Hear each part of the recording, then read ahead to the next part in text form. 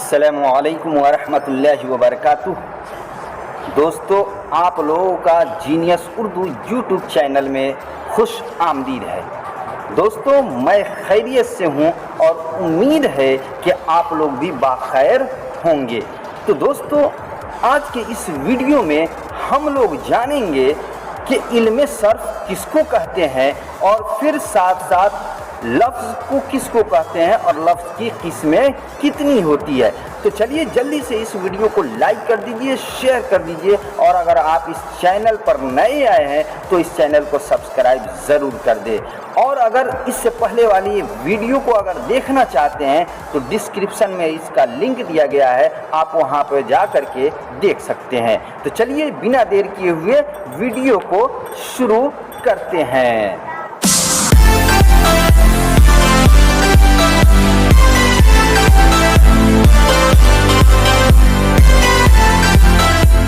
यहाँ पे लिखा हुआ है इल्मे सर्फ, यानी इल्मे सर्फ को इंग्लिश में हम लोग एटिमोलॉजी भी कहते हैं। इल्मे सर्फ, अब इल्मे सर्फ की तारीफ जानते हैं।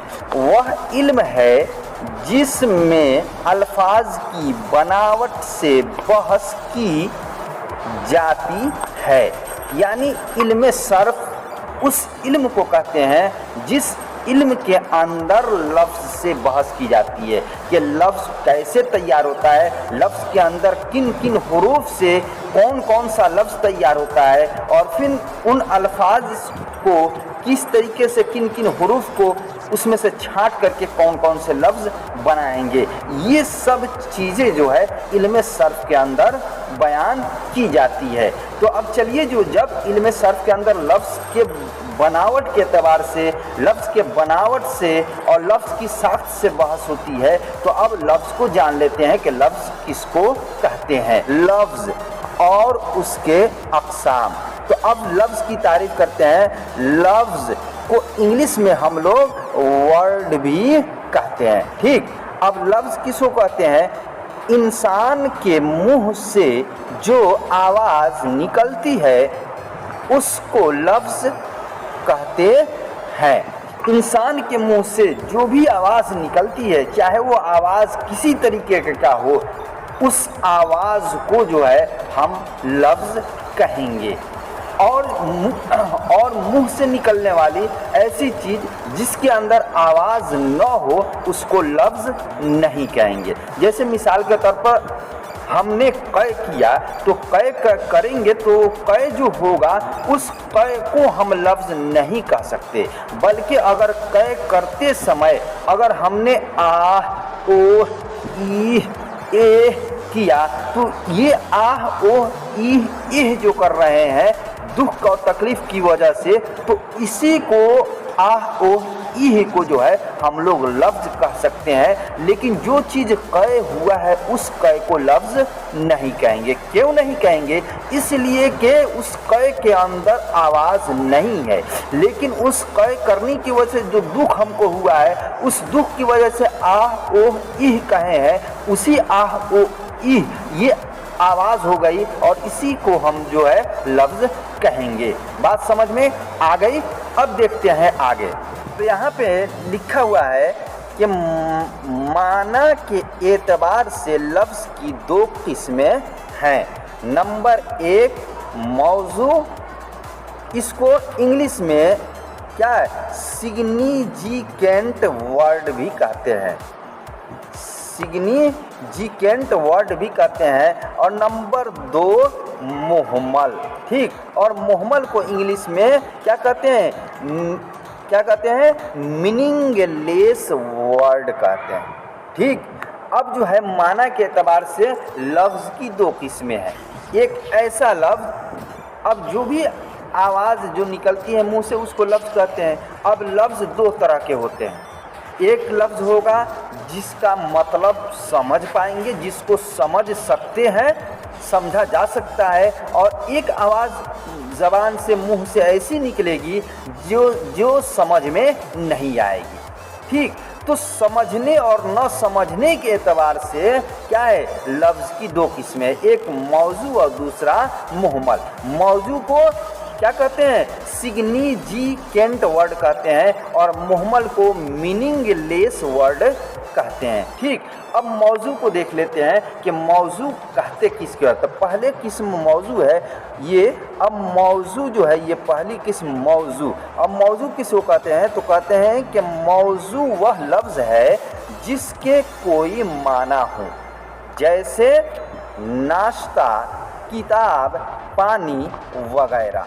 ठीक, मौजू किसको कहते हैं, तो मौजू कहते हैं कि मौजू वह लफ्ज़ है जिसके कोई माना हो, यानी जिस लफ्ज़ से कोई बात समझ में आ जाए उसको मौजू कहते हैं। जैसे नाश्ता, तो नाश्ता कहने से ये पता चल जाएगा कि सुबह में जो हम लोग खाते हैं कुछ हल्का फुल्का जो है खाते हैं उसको नाश्ता कहा जाता है। तो नाश्ता कहने से बात समझ में आ जाएगी। किताब अगर कहते हैं तो किताब से समझ में आएगी कि किताब को क्या है, पढ़ा जाता है, किताब पढ़ने वाली चीज़ होती है। और पानी है, अगर पानी कहते हैं तो पानी कहने से भी क्या है, ये बात समझ में आ जाएगी कि पानी जो है उसको पिया जाता है, उसके ज़रिए प्यास बुझाई जाती है। तो ये जो तीन चीज़ें जो हमने लिखा है, नाश्ता, किताब और पानी, इन चीज़ों के नाम लेने से क्या है, बात समझ में आ जाती है। इनके अलावा और भी, जैसे कितना हूँ, दरख्त है, दरिया है, समंदर है, मस्जिद है, घर है, जितनी भी आप मिसालें ले गई, वो लफ्ज़ जिसके ज़रिए जिससे कोई बात समझ में आ जाए उसको मौजू कहेंगे। ठीक, और इसके बरक्स कर दीजिए, इसके उल्टा कर दीजिए कि वह लफ्ज़ जिससे कोई बात समझ में न आए उसको मुहम्मल कहते हैं। देख लेते हैं कि मुहम्मल, ठीक, वह लफ्ज़ है जिसके कोई माना न हो, यानी मुहम्मल कहते हैं उस लफ्ज़ को जिसका कोई मतलब ही न समझ में आए, जो बिल्कुल समझ ही में ना आए उसको मुहम्मल कहेंगे। जैसे वास्ता, वताब, वानी वगैरह। मिसाल के तौर पर अगर हम कोई चीज़ हम मांगते हैं, यानी कि अगर किसी से कोई किताब ही मांगना हो तो मांगते किस तरीके से मांगते हैं कि मेरे भाई क्या तुम्हारे पास कोई किताब वताब है, कहते हैं ना किताब उताब है, तो किताब उताब, तो किताब जो है ये तो मौजू हो गया, किताब से मतलब समझ में तो आ रही है कि हाँ पढ़ने वाली चीज़ मांग रहा है, लेकिन किताब के साथ वताब जो कह रहे हैं, वताब, तो ये वताब क्या चीज़ है।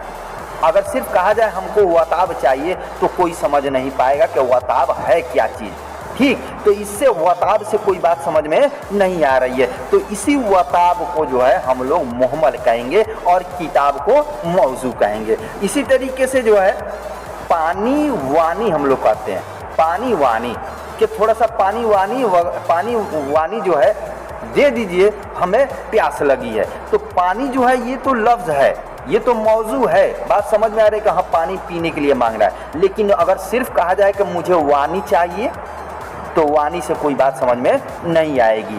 तो इसका खुलासा ये है कि जिस लफ्ज़ से बात समझ में आ जाए उसको मौजू कहेंगे, और जिस लफ्ज़ से कोई बात समझ में न आए उसको मुहम्मल कहेंगे।